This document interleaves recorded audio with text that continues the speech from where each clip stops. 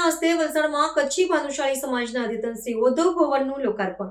મુખ્યમંત્રી ભૂપેન્દ્રભાઈ પટેલના પ્રદસ્તે આજે વલસાડ ખાતે કચ્છી ભાનુશાળી સમાજના નવનિર્મિત multi speciality hall Shri Uddhav ભવનનું વિધિવત લોકાર્પણ કરવામાં આવ્યું હતું.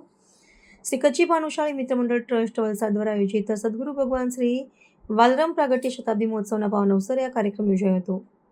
આ નવનિર્મિત સંકુલના માધ્યમથી સમાજના લોકોને આધુનિક સુવિધાઓ ઘર આંગણે જ ઉપલબ્ધ બનશે, જે સામાજિક સંગઠન અને કલ્યાણકારી પ્રવૃત્તિઓને વેગ આપશે.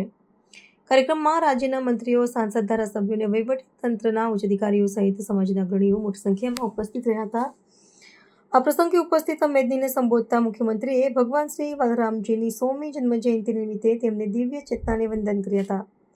તેમણે ભાનુશાળી સમાજની પ્રાચીન દાન પરંપરાની પ્રશંસા કરતા જણાવ્યું હતું કે પૂજ્ય સંત શ્રી હરિદાસ મહારાજની પ્રેરણાથી ગુપ્તદાનનું આગવું મહત્વ જળવાયું છે. ગુરુ શ્રી ઉદ્ધવરામજીના જીવનને સમાજ માટે સમર્પણનું જ્વલંત ઉદાહરણ ગણાવતા તેમણે કહ્યું હતું કે ઉદ્ધવરામજીએ સામાજિક સમરસતા, આધ્યાત્મિકતા અને ધર્મપરાયણ જીવન થકી લોકકલ્યાણનો સેવા યજ્ઞ પ્રગટાવ્યો છે.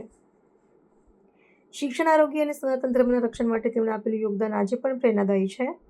વડાપ્રધાન નરેન્દ્રભાઈ મોદીના વિકાસ ભી વિરાસત ભી મંત્રનો ઉલ્લેખ કરતા મુખ્યમંત્રીએ જણાવ્યું હતું કે આર્થિક પ્રગતિની સાથે તમામ વર્ગના કલ્યાણ અને સામાજિક સમરસતા સાથેના વિકાસ પર ભાર મૂકવામાં આવ્યો છે.